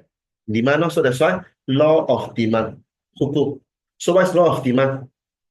One more time. When the price is high, expensive, quantity low. But when the price is cheap, quantity more. So like, guys, bracket. So when the harga increase, quantity KD. So why is it using D? So the K stand for quantity, you guys understand, right? So D stand for demand. So permintaan. So that's why quantity is less. So vice versa, if the price is cheap, harga is cheap, so quantity diminta is more. So price is cheap, quantity diminta is more. So this is why we have hukum permintaan. Any questions? User alien? Hukum permintaan is harga barang itu. So when the price is expensive, buy little amount of the quantity. So when the price is cheap, so this is expensive, right? So cheap, we tend to buy more. Imagine the Misha. Last time is 3 ringgit, one lemonade water. So imagine now the lemonade water is increasing from 3 ringgit until 5 ringgit. I think still got people trying to buy only 5 ringgit, but still expensive than the previous price, right? So still lesser people. So imagine from 3 ringgit now, drop until 1 ringgit, one lemonade ice water. So this is going to become more people, more students trying to rush and buy the niche or pink share. Understand? Hukum permintaan known as harga barang itu. So when the price increase, quantity diminta is less. So price is cheaper, P2, quantity diminta is going to increase. So far, okay, user alien. Okay, right? So, Lian, when the price increase and the quantity decrease, so one up and then one down, right? So this is what we call song sang. You guys know what is song sang? You guys don't understand what is song sang? Song sang, which means opposite. So that's negative. So which means price increase, quantity decrease. So when price decrease, quantity increase. This is what we call song sang negative. Okay. So that's it. This is what we call faktor utama. Faktor utama. So that's why you can try to read here. What is A to B? Price increase from PO to P1. PO to P1. So when price increase from PO to P1, then quantity decrease from QO to Q1. Quantity decrease from QO to Q1. This is the hukum permintaan. So vice versa, if the price decrease from PO to B2, price decrease, then quantity is increasing from QO to Q2. This is what we call hubungan songsang. So right now, this is what we call hubungan. Forgotten to mention the keyword. Hubungan songsang for the harga barang and then the quantity barang. Harga barang and quantity barang, hubungan is always songsang if this is permintaan. So price up, quantity down. Price down, quantity up. Tara, hukum permintaan. Harga barang itu. Not as the main factor, main reason. Many questions? Simple, right? So that's why I have my own techniques to teach the Form 4 Part 2. Better than the school teacher. Haha. So far, okay? Not finished yet. So when the price increase, quantity decrease, right? So as long as the quantity decrease, so that's why the reason we are using quantity diminta. So KD, then this is your quantity diminta, KD. KD. This is the short form usually a school teacher is going to use as same as my school teacher previously. So that's why I'm the teacher now. I'm also using the same term, same symbol for the quantity diminta, KD. So what is it? Quantity diminta. Because the quantity here, D, is affected by.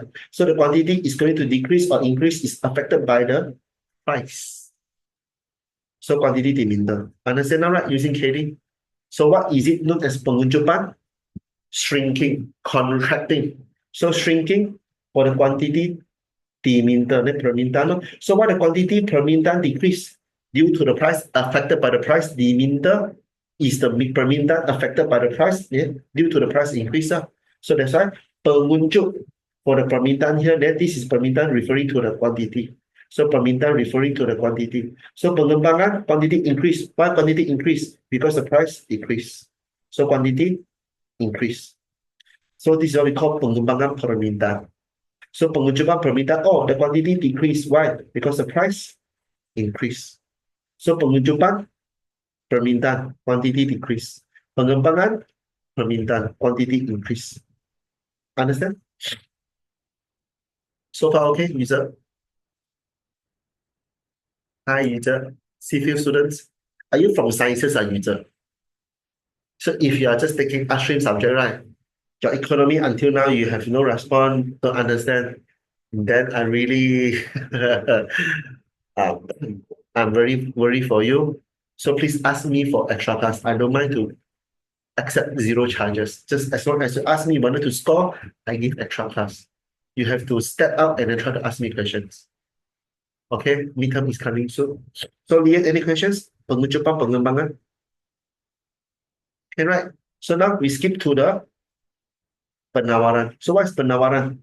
So in order to supply, so that's why the key keyword is known as supply. So what is the first keyword for supply? Like let's say permintaan is using DD, right? So that's why the first letter is D, so DD, so which means supply is using the first keyword bracket SS. So that's why you can look at the SS. This is the color SS. So just now the DD is sloping downwards. DD. So this is the supply sloping upwards. So that's why when we have the DD and SS combined together, so this is the full image. DD and SS combined together, this is what we call pasaran, market. So now what is supply, guys? Supply came from the second unit economy known as firma, right? So firma is able to produce barang and perkhidmatan. So they are going to have the resources, money, sumber economy from the firma. So they have the resources they produce. They are willing to produce. So that's why they are no longer known as firma. They are using a better keyword known as I just now trying to demand. Trying to demand on items is actually as isi rumah. But isi rumah trying to pay for the money to buy things for the demand, right? So when they pay the money, they are already considered as pengguna, consumer. So the firma able to produce barang and perkhidmatan. So when they are trying to sell the product in the market, they are already considered as pengguna. So that's why economy is very dependent on the keywords. Try not to use firma and isi rumah anymore. Yeah, we try to use pengguna and pengeluar. Okay, for the demand and supply. So what is faktor utama? So the main reason for the harga barang itu is harga barang itu meningkat, quantity meningkat. Harga barang itu menurun, quantity menurun. Is it something very weird? Just now is the permintaan, harga barang itu, hukum permintaan. Price increase, quantity demand reduce. Because we are trying to view as a consumer perspective. So when the price is very expensive, we tend to buy lesser. So when the price is cheap, we tend to buy more. So we have the pengunjupan and pengembangan. But now if you look at the graph, for the supply known as penawaran, is going to view the perspective as a seller, right? So seller is trying to sell when price increase, they sell more. So when the price is lower, so they cannot try to make profit, then they try to sell lesser. At least they are trying to get some minimum profit. So that's why this is what we call hukum permintaan and hukum penawaran. So right now, for the penawaran, right? So the harga barang itu will be the hukum penawaran. So what's hukum penawaran? Law of supply is when the harga barang itu meningkat, quantity ditawar also meningkat.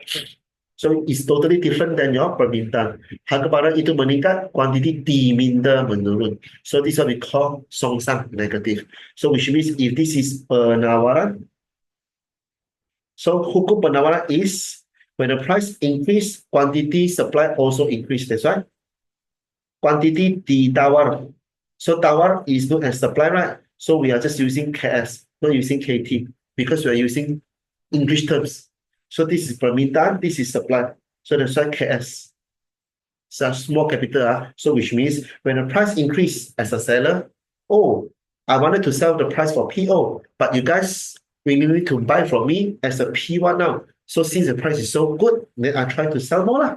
But now I wanted to sell for PO, but you guys really need to buy at P2. So lower than my PO, so which means I still wanted to sell.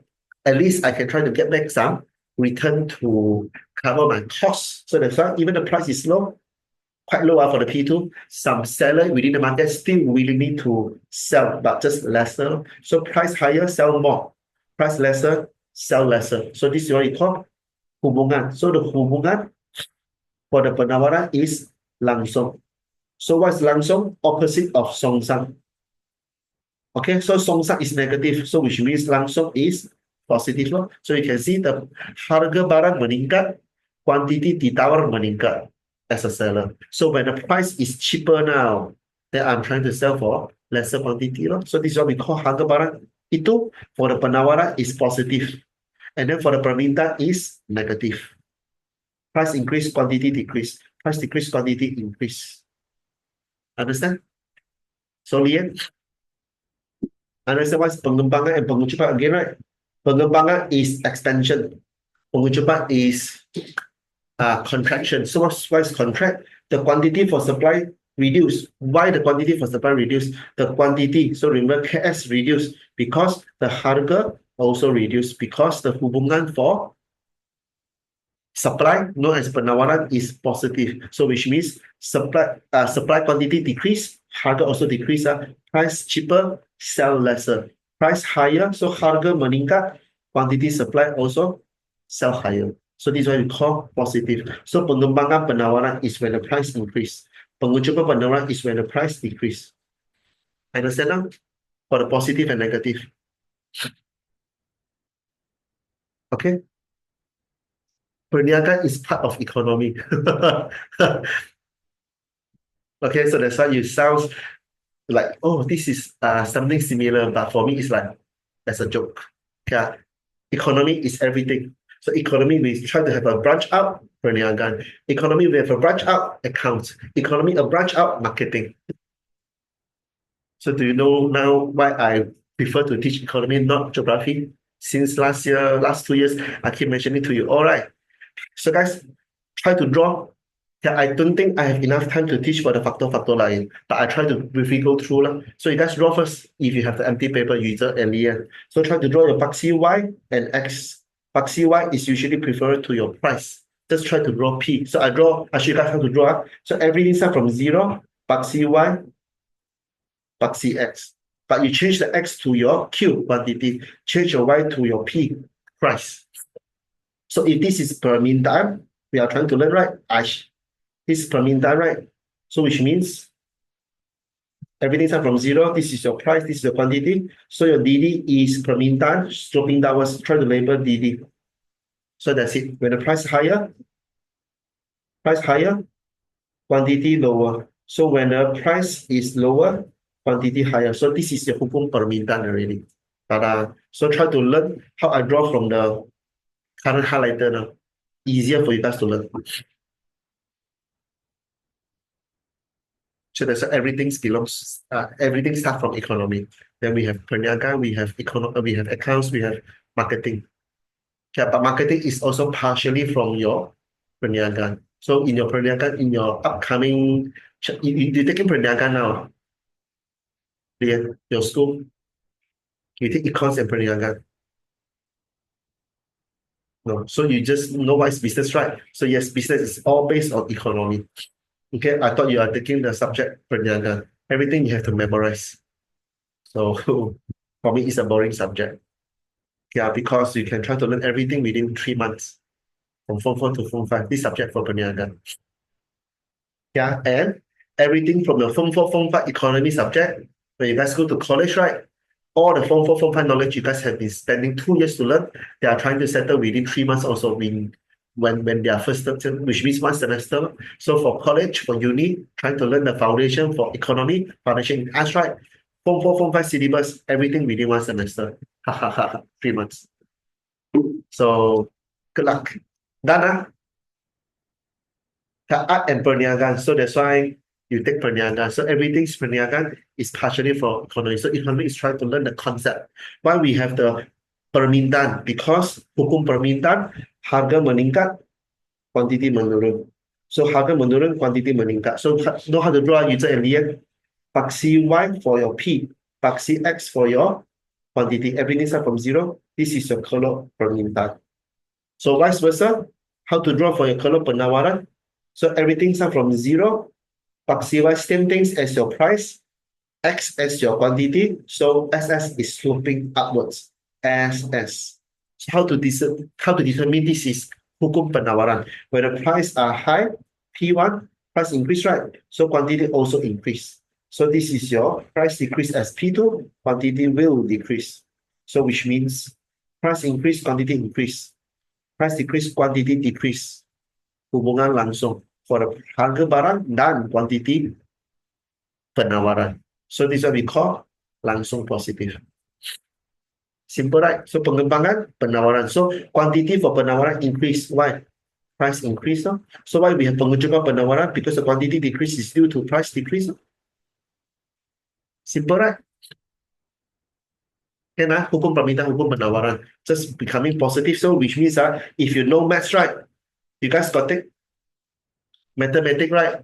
So when you guys try to draw any mathematic graph sloping upwards, the data here is going to become positive.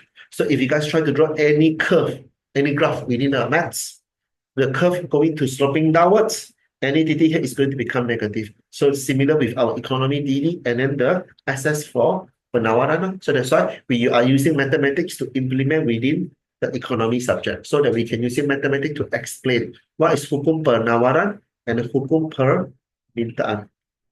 Done. So guys, 3 more minutes. So not going to elaborate a lot for the faktor-faktor lain. So faktor-faktor lain, not enough time. So why is faktor-faktor lain? So it's just other reason. So that's why you can see all the faktor-faktor lain, right? Yeah, all the faktor-faktor lain is trying to focus on so many reasons. So which means this is still permintaan. So permintaan is a DD sloping downwards. So if the harga meningkat, so this is PO. P1 or P2 here. So this is the harga meningkat, harga menurun, right? So harga meningkat, quantity decrease, pengucupan permintaan. So if the harga menurun and then the quantity diminta, quantity increase, right? This is pengembangan permintaan. So faktor-faktor lain is known as perubahan permintaan, which means the price is constant. The price didn't change, but still your quantity is going to decrease and increase due to other reasons. So this is all the other reason. So it's other reason. So let's say pengganti and penggenap. I just try to teach for the first two items, pengganti, penggenap. So what's pengganti? So which means this quantity is actually for your, let's say, barang X. This is your barang X. So pengganti is your barang Y. So what's pengganti? You buy X, you will not buy Y. But if you buy Y, you will not buy X. So just let's say the concept for coffee and tea. Are you guys going to drink coffee, then try to drink the tea later? No, right? You choose coffee, then you will not try to drink teh tarik. You drink teh tarik, you will not try to drink Nescafe, which means coffee. So this is what we call barang pengganti. You eat rice, you wouldn't eat noodles. You eat noodles, you wouldn't eat rice. So pengganti, no? So imagine this is the normal price for your nasi. But the pengganti, let's say the noodle is so cheap now. So one plate of rice, 10 ringgit. One plate for noodle is only 5 ringgit. So that's why the price for rice is not changing, but the permintaan on rice is reduced due to the noodle price cheaper. So rice 10 ringgit, noodle 5 ringgit. So the rice price didn't change, but the permintaan on rice reduced. This is what we call pengurangan permintaan. So vice versa. How about if the rice still considered as your 10 ringgit here, your rice 10 ringgit. So this is your nasi X. But your noodle now is becoming 20 ringgit per bowl. So noodles so expensive, then we rather try to consume our economy rice, right? Zafan. So that's why the price for the nasi zafan didn't change, still 10 ringgit, 10 ringgit one plate, just contoh. But more people is going to eat zafan, not economy rice, because the noodle now is 20 ringgit. So when the harga barang pengganti increase or decrease, your whole DD shifting to the left or right. This is what we call pertambahan for the permintaan, pertambahan pengurangan for the permintaan. So that's why perubahan permintaan, right? So which means the harga not going to change, but your quantity demand is going to increase or quantity demand decrease. So price is not changing. Price is not changing. So quantity demand. So that's why this is what we call Q. We are not using K anymore because KD is the quantity for demand affected by the price. So that's why if in economy we are using Q, right, for the symbol, which means the price is not the main factor now. So that's why the quantity for demand is going to keep increasing or decreasing is due to other factor. So this is all other factor we are going to continue within the school or our normal tuition class now. So that's why I give you guys another contour. Let's say what's penggenap. So that's what's penggenap. Penggenap is what we call complement goods. Which we use complement goods if let's say if barang X is still our nasi, barang X. So why penggenap? We are going to buy nasi and something together. So why is the something together? So we buy the rice We also try to buy the sayo. We try to buy the fried chicken. So let's say this is chicken, fried chicken. So this is fried chicken. So nasi price didn't change, but the fried chicken is so expensive or so cheap. So one fried chicken only 2 ringgit. So when the fried chicken is so cheap, Bangunap, right? Harga barang Bangunap, the fried chicken is so cheap, then we try to buy more nasi. So we buy nasi is because the fried chicken is so cheap. But imagine the fried chicken now is 10 ringgit, nasi is only 1 ringgit. So you buy the nasi just 1 ringgit, and then the chicken 10 ringgit. So that's why the economy rice so expensive, more expensive than the previous price now. So that's why you wouldn't buy the nasi, you wouldn't buy the fried chicken. So this is why when the harga barang Bangunap increase, fried chicken so expensive, you buy lesser nasi. So when the fried chicken is so cheap, you buy more nasi. So this is what we call factor line. To cause your DD, shift to the left or right. So shift to the left, closer to the zero. Pengurangan permintaan. The price still remain the same. Price still remain the same. So that's why pertama permintaan, price for the nasi still the same, but the quantity demand increasing due to this kind of factor. Understand? So same format. For the penawaran, then we have other reason. So that's why you can see this is why we are using the penawaran, which is harga for the barang didn't change, not going to change, but the quantity for supply can be increased or quantity supply can be decreased due to other factor like harga faktor pengeluaran, tingkat technology. So let's say I'm using the cheapest, the easiest one. What's tingkat technology? Technology is canggih or tidak canggih. So that's why you can see if this is beralih ke kiri, shift to left hand side, S0 to S2. So this is S0 to S2. So what happened to the tingkat technology?